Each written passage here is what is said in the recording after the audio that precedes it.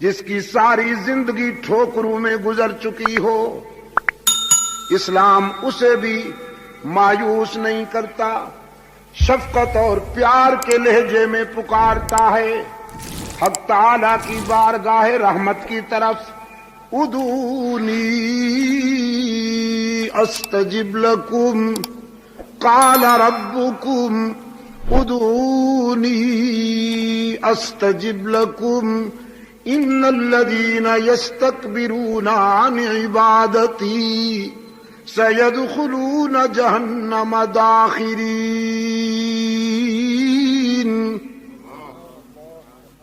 ادھر ادھر کہاں بھٹکتے ہو، اپنے رب کے در پہ آؤ، اس کی رحمت تمہارا انتظار کر رہی ہے۔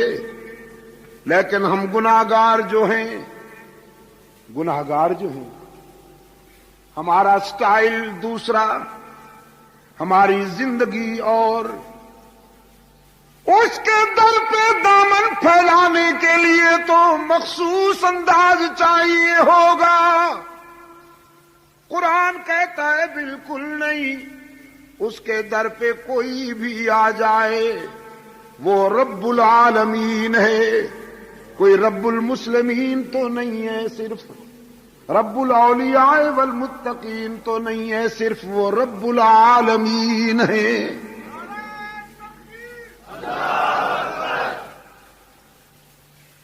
خطا کاروں کو بھی پکارتا ہے کہ باز آ ہر آنچ ہستی باز آ، گر کافرو گبرو بت پرستی باز آ، ای درگہ ماں درگہ نومیدی نیست، صد بار اگر توبہ شکستی باز آ۔ او خطا کار، اگر 100 مرتبہ توبہ کر کے توڑ دی ہے، نبھا نہیں سکا تو مایوس ہونے کی کوئی بات نہیں۔ لا تقنطوا من رحمت اللہ، وہ بڑے وسیع ظرف والا ہے۔ تو اپنی خطاؤں کی طرف دیکھ کر مایوس نہ ہو، اس کی رحمت کی وسعت پہ نگاہ کر۔ 100 مرتبہ توبہ کر کے توڑ دی، نبھا نہیں سکا تو ایک بار پھر اس کے در پہ آ کے دیکھ، جبین نیاز جھکا کے دیکھ، طلب کا دامن پھیلا کے دیکھ، ندامت کے اشک بہا کے دیکھ، اس کے لطف و کرم کو آزما کے دیکھ۔ تیرے آنے میں دیر ہے، اس کے راضی ہونے میں دیر نہیں ہوگی۔ سرکار دو عالم صلی اللہ علیہ وسلم نے یہی پیغام دیا مکہ والوں کو۔ تم کہتے ہو گناہگاروں کی سنتا نہیں، اور میں یقین دلانے آیا ہوں کہ وہ اپنے بندوں کو مایوس کرتا نہیں۔ ہاں، ایک طبقہ ہے بد نصیب جس کے لیے اس نے واضح کر دیا کہ اسے معاف نہیں کروں گا۔ ایک طبقہ، اور وہ کون ہے؟ مشرک۔ گناہ معاف ہو جائیں گے، شرک معاف نہیں ہوگا، اس لیے کہ گناہ بھول ہے، گناہ بھول ہے، اور شرک غداری اور بغاوت ہے۔ اگر کوئی بھول جائے تو اسے معاف کیا جا سکتا ہے، غداروں کو تم نہیں معاف کرتے تو وہ کیسے معاف کرے گا؟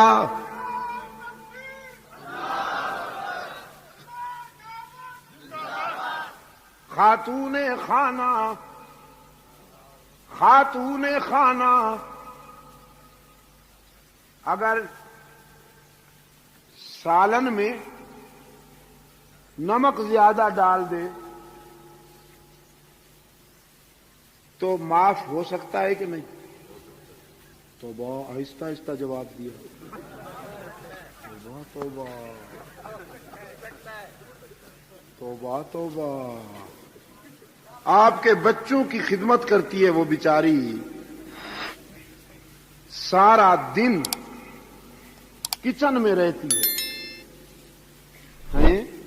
آپ دوستوں کے ساتھ گپیں ہانکتے ہیں اور وہ بیچاری دھوئیں میں, آگ میں, کچن میں آپ کے گھر کی خدمت کرتی ہے. اگر نمک زیادہ پڑ گیا ہے تو معاف کرنے کو جی نہیں چاہتا. اتنا آہستہ جواب دیا. کر دیں گے, سوچیں گے. توبہ توبہ توبہ توبہ. اور راز کی بات کہہ دوں, کھانا پکانے کی ذمہ داری اس پر نہیں ہے. اسلام دین فطرت ہے, استحصال کی کوئی گنجائش نہیں.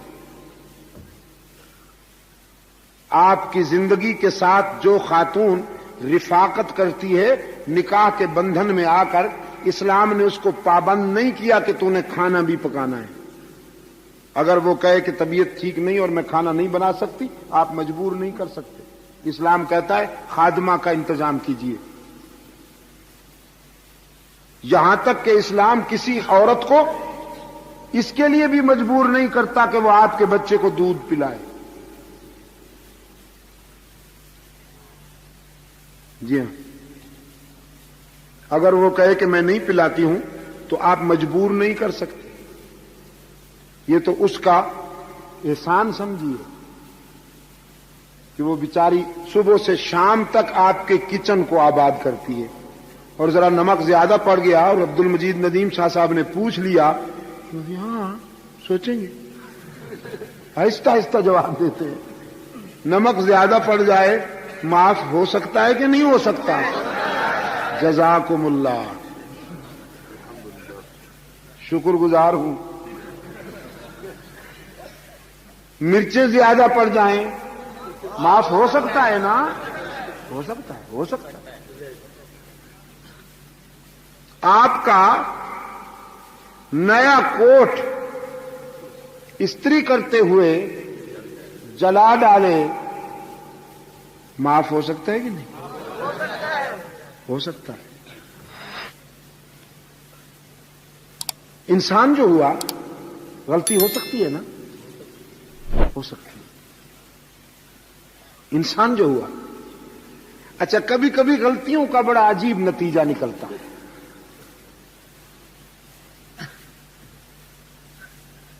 سلطان ابراہیم ابن ادہم بہت بڑا بادشاہ تھا,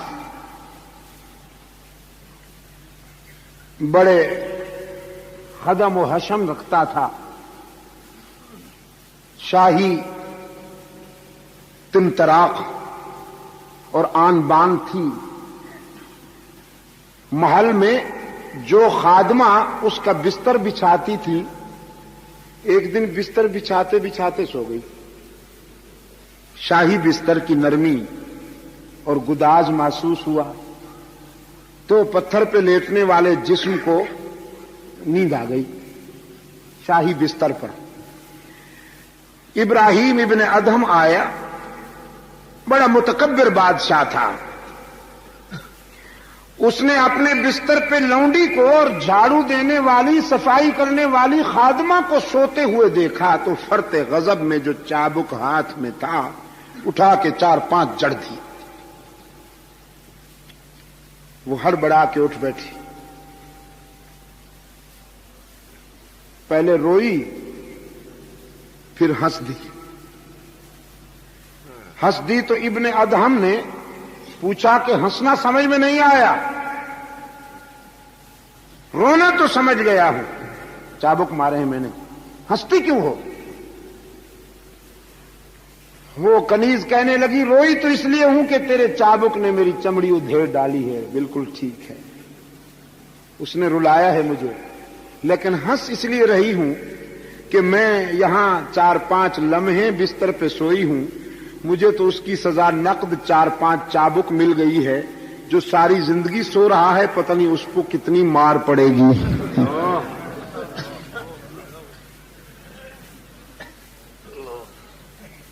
یہ وہ موڑ تھا کہ جب وہ متکبر بادشاہ اللہ کی عبادت و رسول کی اطاعت کے سفر پہ روانہ ہوا. اللہ کہا اور گر گیا. لگا نا جھٹکا. رات بھر روتا رہا. صبح ہوئی اپنے مشیروں وزیروں کو بلا کر کہنے لگا سنبھالو یہ سلطنت اور تاج و تخت. مجھے تو لونڈی کی بات سے زندگی کی حقیقت سمجھ میں آ گئی کہ ہم تو شراب میں اور دھوکے میں جی رہے ہیں. اب بقیہ زندگی اس کو راضی کرنے میں گزاروں گا. کبھی کبھی یہ غلطیاں بھی بڑے عجیب انجام کی طرف لے جاتی ہیں. مگر انسان جو ہوا غلطی ہو سکتی ہے اور معاف کی جا سکتی ہے. نمک زیادہ پڑ گیا کھانے میں معاف ہو سکتا ہے. کپڑے جلا ڈالے معاف ہو سکتے ہیں. نیا واٹر سیٹ توڑ ڈالا معاف ہو سکتا ہے. ٹی سیٹ توڑ ڈالا معاف ہو سکتا ہے. لیکن اگر اس نے آپ کی عزت و آبرو میں آپ کے بھائی کو شریک بنا لیا معاف ہو سکتا ہے. یہ جواب تو بڑا اونچا دیا. غیرت مند ہے نا ماشاءاللہ. اگر آپ کی عزت و آبرو کے حق میں وہ آپ کے کسی دوست کو شریک بنا لے تو معاف ہو سکتا ہے؟ نہیں ہو سکتا. وہ کہے کہ میں نے کوئی تیرے دشمن کے ساتھ تو تعلق نہیں قائم کیا, تیرے پیارے کے ساتھ کیا ہے. یہ دلیل سنی جائے گی اس کی؟ نہیں سنی جائے. اڑا دیا جائے گا, اڑا دیا جائے گا. حق تعالی نے بھی فرمایا خطائیں معاف کر دوں گا لیکن معبود میں ہوں, مسجود میں ہوں. کسی اور کا سجدہ کیا تو میرے غضب سے نہیں بچ پاؤ گے. ہر جگہ موجود میں ہوں. کسی اور کو ہر جگہ موجود مانا تو میرے غضب سے نہیں بچ پاؤ گے. اللہ الغیوب میں ہوں. میرے بندوں میں سے چاہے کوئی میرا پیارا ہی کیوں نہ ہو, اگر اس کو تم نے اللہ الغیوب مانا تو میرے غضب سے نہیں بچ پاؤ گے. کارساز و دستگیر میں ہوں. اگر میرے بندوں میں سے کسی کو تم نے دستگیر و کارساز بنایا تو میرے غضب سے نہیں بچ پاؤ گے. فرمایا ان اللہ لا یغفر ان یشرک بہ وَيَغْفِرُ مَا دُونَ ذَلِكَ لِمَن يَشَاءُ إِنَّ اللَّهَ لَا يَغْفِرُ أَن يُشْرَكَ بِهِ. حرف تاکید کے ساتھ بالیقین اللہ مشرک کو کبھی معاف نہیں کرے گا کہ یہ اس کی غیرت کا معاملہ ہے, چاہے وہ مشرک پیغمبر کا باپ ہی کیوں نہ ہو, چاہے وہ مشرک نبی کا بیٹا ہی کیوں نہ ہو.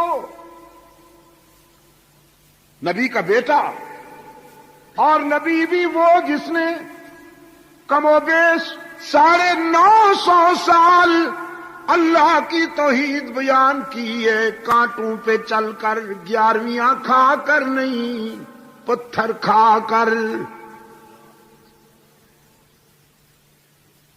مال کھا کر نہیں, مار کھا کر اللہ کی توحید بیان کی. کتنا عرصہ جی؟ 9 مہینے نہیں, نہ 9 ہفتے, نہ 9 سال, 950 سال, 950 سال.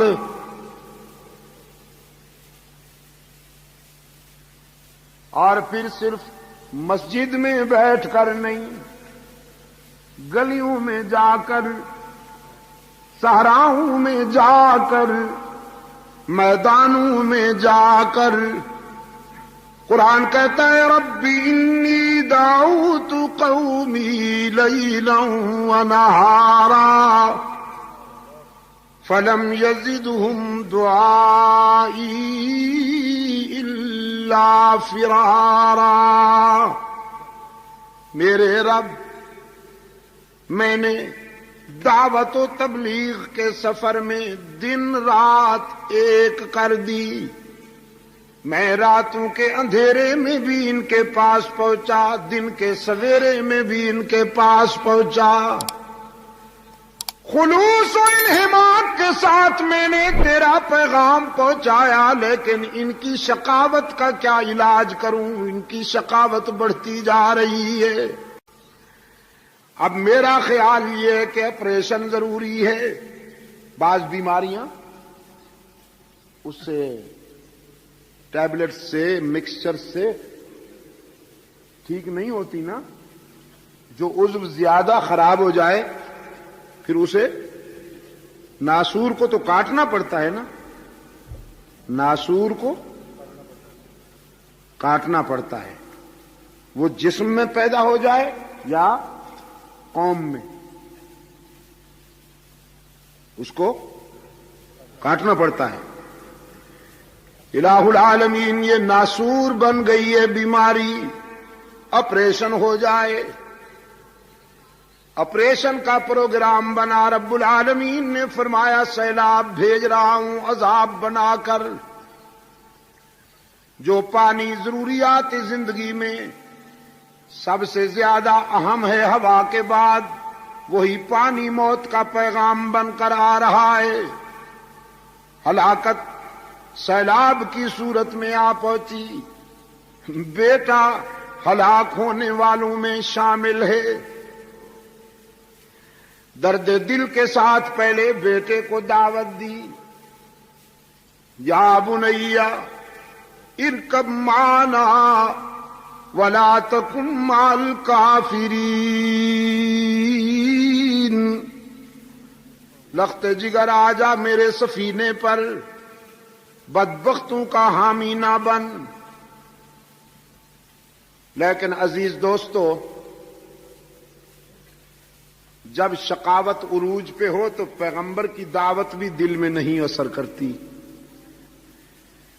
بیٹے نے صاف انکار کر دیا، یہ کہتے ہوئے ساوی الی جبل یعصمنی من الماء، آپ سیلاب کی دھمکی دیتے ہیں ہم پہاڑ کی چوٹیوں پہ چڑھ جائیں گے، وہاں تو سیلاب نہیں پہنچ سکتا۔ اللہ کے روشن ضمیر پیغمبر نے فرمایا لا عاصم اليوم من امر اللہ الا من رحم، آج جو سیلاب آ رہا ہے وہ نشیب سے زیادہ فراز پہ پہنچے گا، پستیوں سے پہلے بلندیوں پہ پہنچے گا۔ نجات کا راستہ صرف ایک ہے کہ غداری چھوڑ، شرک کا راستہ چھوڑ دے، موحد بن جا۔ ادھر سے اصرار جاری، ادھر سے انکار جاری۔ قرآن کہتا ہے وحال بینہم الموج فکان من المغرقین، ایک موج ہلاکت کا پیغام بن کر آئی اور پیغمبر کے بیٹے کو اپنی آغوش میں لے لیا۔ کنعان ڈوبتا ہے، حضرت نوح علیہ السلام کی پدری شفقت میں ہلچل مچ گئی۔ قرآن کہتا ہے نادا نوح الرب قال رب ان ابنی من اہلی وان وعدک الحق وانت احکم الحاکمین، وَإِنَّ وَعْدَكَ الْحَقُّ وَأَنْتَ أَحْكَمُ الْحَاكِمِينَ، لقد جگر آجا میرے سفینے پر، بدبختوں کا حامی نہ بن۔ بیٹے نے صاف انکار کر دیا، یہ کہتے ہوئے ساوی الی جبل یعصمنی من الماء، آپ سیلاب کی دھمکی دیتے ہیں ہم پہاڑ کی چوٹیوں پہ چڑھ جائیں گے، وہاں تو سیلاب نہیں پہنچ سکتا۔ اللہ کے روشن ضمیر پیغمبر نے فرمایا لا عاصم اليوم من امر اللہ الا من رحم، آج جو سیلاب آ رہا ہے وہ نشیب سے زیادہ فراز پہ پہنچے گا، پستیوں سے پہلے بلندیوں پہ پہنچے گا۔ انتہائی عاجزی، رقت اور تواضع کے ساتھ التجا کرتے ہیں، میرے معبود تو نے وعدہ کیا تھا کہ میری اہل میں سے کسی کو ہلاک نہیں کرے گا، تو بیٹا ہلاک ہو رہا ہے، تو احکم الحاکمین ہے، یہ کیا دیکھ رہا ہوں؟ رب العالمین کی طرف سے نقد جواب آیا، یا نوح انہو لیس من اہلک انہو عمل غیر صالح فلا تسألنی ما لیس لک بہ علم انی اعظک ان تکون من الجاہلین۔ میرے پیغمبر، کنعان تیرا بیٹا تو ہے لیکن تیری اہل میں سے نہیں، اس لیے کہ نبیوں کی نسل خون اور نطفے کی بنیاد پر نہیں چلا کرتی، عقیدے اور کردار کی بنیاد پر چلتی ہے۔ اس نے تیرا عقیدہ نہیں اپنایا، اس نے تیرا کردار نہیں اپنایا، ہم نے اس کا نام تیری برادری کی لسٹ سے خارج کر دیا۔ یہ راز کی باتیں ہیں جو ہم جانتے ہیں، آپ کو بتا رہے ہیں۔ اب لا تسألنی ما لیس لک بہ علم، جس راز کا پتہ نہیں اس کے بارے میں لب کھولنے کی اجازت نہیں۔ الہ العالمین باپ جو ہوا، بیٹے کو ڈوبتا دیکھ کر کیسے چپ رہوں؟ رب العالمین نے فرمایا، میرے نبی تیری پدری محبت کی بات ہے تو میری بھی غیرت کی بات ہے، میں سب کو معاف کرتا ہوں لیکن مشرک کو معاف نہیں کرتا۔ فیصلہ کن بات سنیے، انی اعظک ان تکون من الجاہلین۔ مشرک بیٹے کی سفارش نہ کیجیے، مشرک کے لیے سفارشی نہ بنیے۔ میرے روکنے کے باوجود اگر آپ نے اس کی نجات کے لیے پھر دعا مانگی تو نبوت چھین کر تجھے بھی اسی گروپ میں کھڑا کر دوں گا۔ کانپ اٹھا ہے اللہ کا نبی، کہتا ہے انی اعوذ بک ان اسألک ما لیس لی بہ علم۔ الہ العالمین تیری ناراضگی سے پناہ مانگتا ہوں، تیرے غضب سے پناہ مانگتا ہوں۔ تو سب کچھ جانتا ہے، میں تو وہی جانتا ہوں جو تو بتائے۔ بیٹا بہت عزیز چیز ہے لیکن تجھ سے زیادہ پیاری کوئی چیز نہیں۔ کنعان جیسے کئی بیٹے بھی ہلاک ہو جائیں لیکن تجھے تو ناراض نہیں ہونے دوں گا۔ بس یہی ایک طبقہ ہے کراچی والوں جس کے لیے معافی کا دروازہ بند ہے، اور وہ کون سا طبقہ؟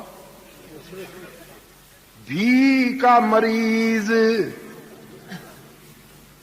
بھی والوں کے لیے معافی کا دروازہ بند ہے۔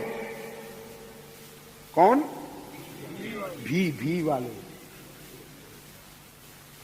اللہ اس بیماری سے سب کو بچائے۔ وہ دور والے بھی آمین کہیں نا، وہ جو دور بیٹھے ہیں ذرا۔ اللہ اس بیماری سے سب کو بچائے، اللہ اس بیماری سے سب کو بچائے۔ یہی پکار تھی جو فاران کی بلندیوں سے گونجی تھی، اسی پکار کی فیض رسانیاں ہیں کہ انسانی برادری میں ابو بکر صدیق جیسے لوگ پیدا ہوئے، اسی پکار کی فیض رسانیاں ہیں کہ عمر فاروق جیسے کردار روشن ہوئے، عثمان ذو النورین جیسے کردار روشن ہوئے، علی المرتضیٰ جیسے کردار روشن ہوئے۔ اسی پکار کی فیض رسانیاں ہیں، اسی ہی نے اسی ہی نے حسنین کریمین کو عظمت بخشی، اسی ہی نے احمد ابن حنبل کو عروج بخشا، اسی ہی نے ابو حنیفہ کو عروج بخشا، اسی ہی نے مجدد الفسانی کو عزت عطا کی، اسی ہی نے سید عبد القادر گیلانی کو محبوب سبحانی بنا دیا۔ انسانی جبین کی عاجزیوں کے لیے سچا مسجود، بس اس میں بے وفائی نہ ہونے پائے۔ انسانی جبین کی عاجزیوں کے لیے سچا مسجود، علام الغیوب ہر جگہ موجود، کارساز و دستگیر، حاجت روا و مشکل کشا، عزت دینے والا، رزق دینے والا، یا اللہ بھی۔ بعض لوگ کہتے ہیں وزارتیں حضرت نے دلوائی ہیں، چونکہ چادر چڑھائی تھی، چونکہ دودھ سے قبر کو دھویا تھا۔ ہمارے ہاں بھی ایک گنجا ہے،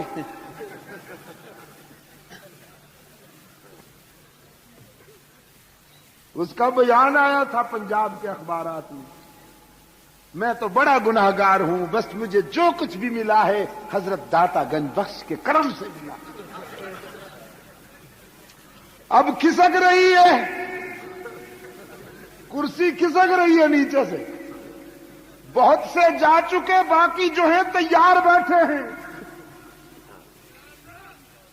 سب کچھ اسی کے اختیار میں ہے۔ دوستو، ملازمت ہم کرتے ہیں، رزق کون دیتا ہے؟ تجارت ہم کرتے ہیں، رزق کون دیتا ہے؟ زراعت ہم کرتے ہیں، رزق کون دیتا ہے؟ محنت ہم کرتے ہیں، رزق دینے والا کون؟ بس اس عہد کو پورا کیجیے، باقی سب کچھ معاف ہو سکتا ہے۔ اس کی رحمت سے، رحمت عالم صلی اللہ علیہ وسلم کی شفاعت سے، سرکار دو عالم صلی اللہ علیہ وسلم نے فرمایا پکارو اسی کو، دامن پھیلاؤ اسی کے آگے، سب کچھ ملے گا۔ رب سے رابطہ قائم کرنے کے لیے تنکوں کے سہاروں کی ضرورت نہیں۔ مجاور بس اسی کو نہیں برداشت کر سکتے۔ مجاوروں کے لیے تو یہ پیغام اجل تھا، کہنے لگے تو آپ ہماری انکم کلوز کرنا چاہتے ہیں گویا، ہم یہ جو آستانے چھوڑ دیں تو پھر بھوکے مریں، پھر فیکٹریوں میں کام کریں، آمدنی بند، نذرانے بند، یہ کنوارے مرغے جو آ جاتے ہیں روزانہ بند۔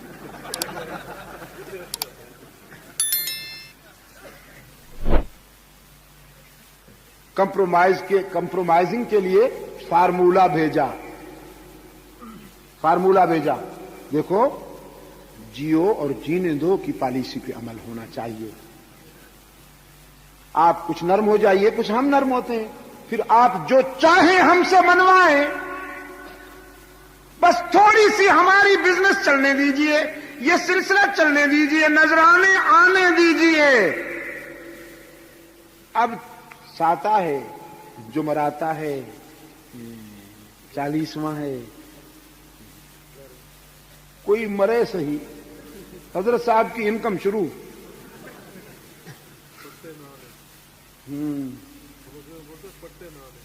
پٹے نانے، اچھا پٹے نانے جی، یہ نہیں جانے دیتا کسی کو جنت میں اس وقت تک جب تک کہ آپ میدہ نہ بھر دیں اس کا۔ حضرت صاحب نہیں جانے دیتے کسی کو جنت میں، پہلے کہتے ہیں تیجے کی تیاری کرو، پھر کہتے ہیں ساتا بناؤ، جمعراتا بناؤ، 40واں بناؤ، جب تک 40ویں تک بات پہنچتی ہے محلے میں کوئی اور مر جاتا ہے، پھر سلسلہ شروع۔ اس کو کہتے ہیں تیجے کی تیاری کرو، ساتا بناؤ، 40واں بناؤ، اور جب تک وہ 40 میں آتا ہے پھر کوئی اور محلے میں حضرت کا ایور گرین بزنس وداؤٹ لاس.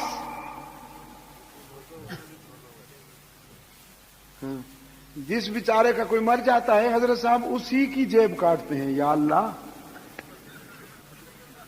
یا اللہ. حالانکہ اسلام کہتا ہے ہمدردی میں اس کے گھر 3 دن تک کھانا پہنچاؤ، اس لیے کہ وہ تو غمزدہ ہے، اس کا والد فوت ہو گیا، اس کا چچا فوت ہو گیا، اس کا بھائی فوت ہو گیا، وہ تو غمزدہ ہے.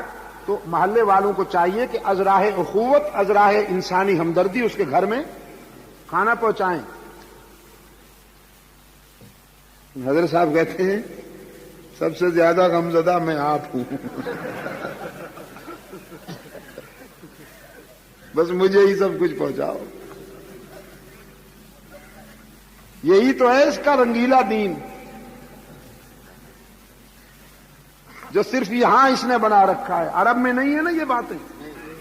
سعودی عربیہ میں اللہ آپ کو لے جائے دیکھنا ذرا، نہ جھنڈی ملے گی، نہ آستانہ ملے گا، نہ لمب زلفہ مجاور نظر آئے گا کوئی، ہاں نہ کچھ نہیں. یہاں میرے دوستوں نے بتایا کہ کوئی وہ ایک فوٹو بیچا گیا ہے پچھلے دنوں کراچی میں پگڑی کا. وہ پگڑی کیا ہے؟ مستقل وہ ہے ہیلمٹ. جزاک اللہ. ایک مستقل ہیلمٹ اتنی بڑی ہے.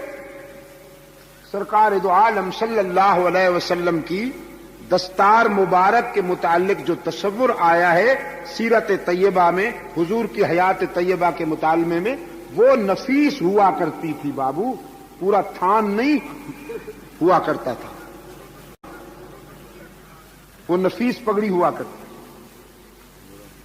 اب وہاں یار لوگوں نے مال بٹورنے کے لیے بنا رکھا ہے. ادھر لاہور میں انہوں نے وہ رکھے ہوئے ہیں. پہلے تو یہ کہ 1400 سال تک کوئی کپڑا باقی کیسے رہے؟ 1400 سال تک کوئی کپڑا. بمبئی میں پچھلے دنوں میں گیا ہوا تھا، وہاں دوستوں نے بتایا کہ منہ مبارک کے نام سے ایک گھرانے میں اعلان ہوا حضور کا منہ مبارک ہمارے ہاں ہے، جس نے زیارت کرنی ہو آ جائے. لوگ بیچارے سادہ لوگ عقیدت کے مارے، ہاں جی، حضور اکرم صلی اللہ علیہ وسلم سے والہانہ عشق تو ہے لوگوں کو. اب دوڑے لوگ دوڑے تو راستے میں انہوں نے جہاں سے انہوں نے گزرنا تھا ایک بہت بڑا صندوق رکھ دیا کہ جس نے جانا ہے اس میں وہ اصل جو ہدف ہے، اصل ٹارگٹ ہے وہ اس میں ڈال کے جائے، پھر منہ مبارک کی زیارت کرے. اندر انہوں نے شیشے میں کچھ وہ بند کر رکھا تھا، ایک یوں ہی کچھ صاف نظر بھی نہیں آتا تھا. تو دوستوں نے بتایا ایک صندوق بھر گئی مال سے، وہ ہٹائی گئی، دوسری رکھی گئی، وہ بھر گئی، وہ ہٹائی گئی، تیسری رکھی گئی. صندوقیں ختم ہو گئی تو پھر کہا کہ بس تم یوں ہی ڈالتے جاؤ، ہم سنبھال لیں گے، کوئی بات نہیں، ہم سنبھال لیں گے. منہ مبارک کے ٹائٹل پر، منہ مبارک کے نام پر یہ استحصال ہوا. مجھ سے کسی نے پوچھا حضرت آپ کا کیا خیال ہے اس سلسلے میں؟ میں نے کہا اگر آپ حضور سے محبت کرتے ہیں تو حضور کی سب سے بڑی نشانی قرآن کریم ہے. اس سے بڑھ کر حضور اکرم صلی اللہ علیہ وسلم کی بڑی نشانی ہو سکتی ہے کوئی؟ کراچی والوں بتاؤ تو صحیح. قرآن سے بڑھ کر رحمت عالم صلی اللہ علیہ وسلم کی کوئی نشانی ہو سکتی ہے ہمارے پاس؟ تو قرآن سے بیر اور یہ مختلف چیزیں بنا کر ان کے ذریعے مال کمانے کا جنون. قرآن کے قریب آئے تو قرآن تو پھر توحید بتاتا ہے الحمد سے لے کر والناس تک. قرآن تو موحد بناتا ہے اور قرآن سے بن نہیں آئی، نہ قرآن والوں سے بن آئی. سعودی عرب والوں پہ ناراض ہیں، دھمکیاں دیتے ہیں ہم یہ کر دیں گے اور وہ کر دیں گے. ہم نے یہاں پر یہ مطالبہ کیا کہ قادیانیوں کے نام نہاد ربوہ کو اوپن سٹی قرار دیا جائے. یہ مطالبہ ہے نا ہمارا، تھا اور ہے. اور رہے گا جب تک کہ یہ مطالبہ پورا نہیں ہوتا۔ ربوہ قرآن کریم میں اس مقام کو کہا گیا ہے جہاں حضرت عیسیٰ و مریم علیہ السلام کو اللہ نے عافیت بخشی تھی۔ وَآوَيْنَاهُمَا إِلَىٰ رَبْوَةٍ ذَاتِ قَرَارٍ وَمَعِينٍ۔ انہوں نے اپنے اس کا نام کیا رکھ دیا؟ اپنے شرارت گڑھ کا نام، شرارت گڑھ کا نام کیا رکھ دیا؟ ربوہ۔ برعکس نہند نام زنگی کافور، وضو شیف کی غیر محلے ہی۔ شرارت گڑھ نام ربوہ۔ جیسے کوئی آنکھوں سے اندھا ہو اور نام رکھ دو مسٹر چراغ صاحب، چراغ الدین صاحب۔ نماز ایک نہ پڑھتا ہو، نام رکھ دو معراج دین۔ پورے محلے کے بچوں کو کچا چبا جانے کا ذوق رکھتا ہو، ظالم ہو پرلے درجے کا، نام رکھ دو کرم دین۔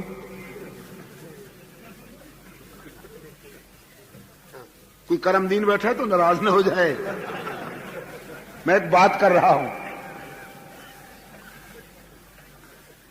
وہ شرارتوں کا عالمی مرکز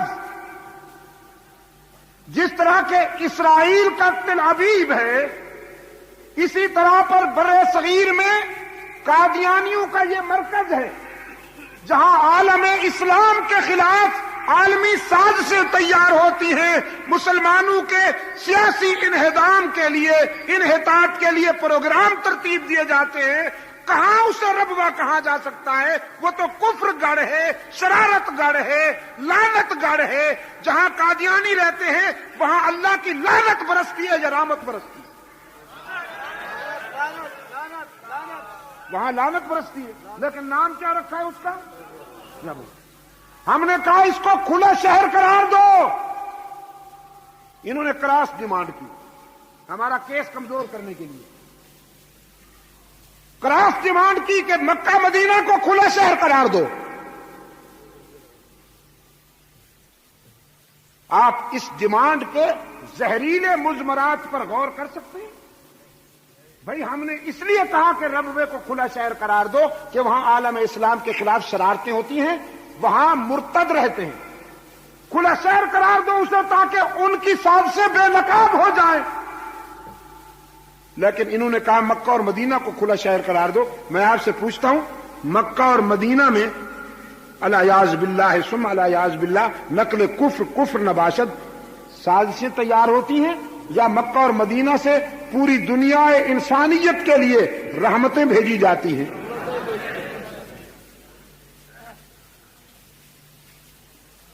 نمازیں ان کی نہیں ہوتی مسجد نبوی کے امام کے پیچھے، نمازیں ان کی نہیں ہوتی حرم کے امام کے پیچھے، اور ہیں عاشق، تو ایسے عاشقوں کا داخلہ بند، داخلہ بند۔ اور میں نے اس دن کہا تھا نیازی چوک میں کہ اس عاشق کو ڈوب مرنا چاہیے جسے معشوق اپنی گلی سے ہی نکال دے۔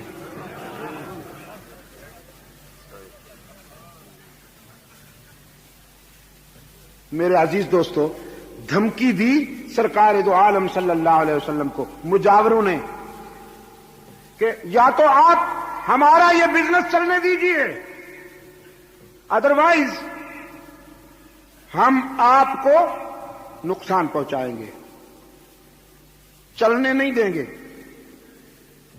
بائیکاٹ کریں گے، ہم آپ کو جینے نہیں دیں گے، اور اگر آپ ہماری بات مان لیں جو آپ چاہیں گے وہی کریں گے۔ رب العالمین نے فرمایا میرے محبوب قرآن کے لہجے میں جواب دیجئے، قل افغیر اللہ تأمرونی اعبد ایھا الجاہلون۔ جہالت کے بیماروں، مجھ سے تم نے یہ توقع کیسے کر لی کہ میں اللہ کے ساتھ کسی کو شریک گوارا کر لوں؟ اللہ کی عبادت میں کسی اور کو شریک گوارا کر لوں؟ تم نے یہ کیسے سوچا کہ تم شرک کی اڈے اور شرک کی منڈیاں کھول لو اور میں حجرے میں بیٹھا رہوں، عطر لگاتا رہوں، تسبیح پڑھتا رہوں، حجرے میں بیٹھا رہوں؟ نہیں، میں بدر میں آؤں گا، تیار ہو جاؤ، تم سے احد میں ملاقات کروں گا، احزاب میں اتروں گا، تبوک میں آؤں گا، تمہاری دھمکیوں کو کیا کروں؟ وَلَقَدْ أُوحِيَ إِلَيْكَ وَإِلَى الَّذِينَ مِن قَبْلِكَ لَئِنْ أَشْرَكْتَ لَيَحْبَطَنَّ عَمَلُكَ وَلَتَكُونَنَّ مِنَ الْخَاسِرِينَ۔ رب العالمین کی طرف سے مسلسل تنبیہ، مجھ سے پہلے انبیاء کو بھی کہا گیا، مجھے بھی کہا جا رہا ہے، میرے محبوب اگر آپ نے دنیا والوں کے ڈر سے میرے ساتھ کسی کو شریک گوارا کر لیا تو میرا محبوب ہونے کے باوجود آپ بھی میری ناراضگی سے نہیں بچ پائیں گے۔ بل اللہ فاعبد وکن من الشاکرین۔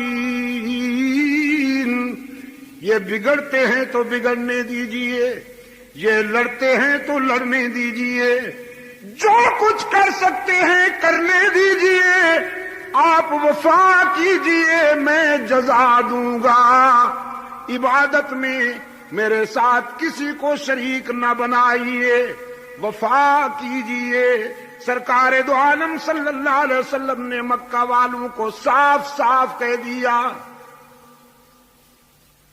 سارے صدمے اٹھاؤں گا، ساری مصیبتیں برداشت کروں گا، تم کانٹے بچھاؤ گے تو پاؤں زخمی کروا لوں گا، تم پتھر برساؤ گے تو لہولہان ہونا گوارا کر لوں گا، لیکن مانتا ہوں اور منواؤں گا۔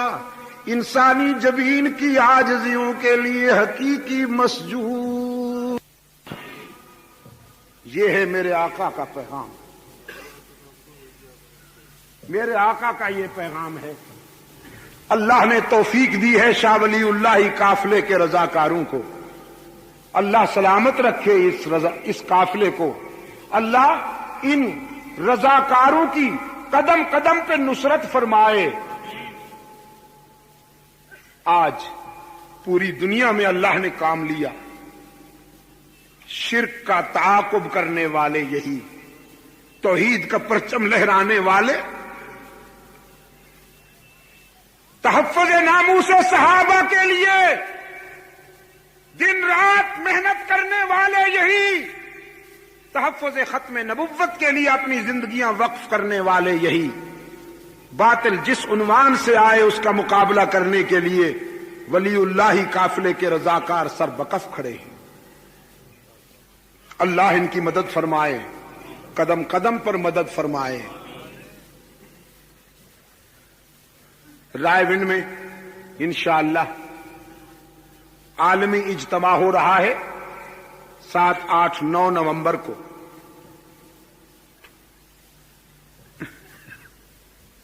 جیسے حضور اکرم صلی اللہ علیہ وسلم کے مقابلے میں مرزا صاحب آئے کہ میں بھی نبی ہوں، مرزا صاحب کو شوق ہوا کہ مجھے بھی نبی مانو، تو حضرت مولانا محمد الیاس رحمت اللہ علیہ کے کام کے مقابلے میں شوق ہوا۔ لیکن میرے عزیز دوستو، لکڑی کی ہانڈی کیسے پار اترے، انجام وہی ہوگا۔ کہاں وہ اجتماع جس میں پوری دنیا سے فرزندان اسلام کھچ کھچ کر آتے ہیں، اخلاص کی بنیاد پر دعوت و تبلیغ کا جذبہ لے کر پوری دنیا سے۔ گزشتہ سال میں ماریشس اور فرانس کے دورے پہ تھا، وہاں سے ہم آئے تھے اجتماع کے لیے، تو میرے ساتھ 22 افراد کا قافلہ ساتھ آیا تھا اس اجتماع میں شرکت کے لیے، فرانس سے وایا موریشس اور بمبئی، پوری دنیا سے اللہ کے فضل و کرم کے ساتھ وہاں فرزندان اسلام جمع ہوتے ہیں اور عالم اسلام کی سربلندی کے لیے دعائیں مانگتے ہیں۔ میرے عزیز دوستو، اجالوں کا یہ سلسلہ قائم رہنا چاہیے، شرک و بدعات کا تعاقب جاری رہنا چاہیے، شرک کے بیماروں کو توحید کا انجیکشن ہونا چاہیے کہ نہیں ہونا چاہیے، اور دشمنان صحابہ کو بھی راہ راست پر لانے کی کوشش جاری رہنی چاہیے۔ اس کے لیے مجلس تحفظ حقوق اہل سنت و جماعت کی سرپرستی کیجیے، ہمارے قافلے میں شریک ہو جائیے، سپاہ فاروق اعظم میں آ کر اپنی جوانیاں فاروق اعظم اور صحابہ کرام کی عزت و ناموس کی حفاظت کے لیے وقف کر دیجیے۔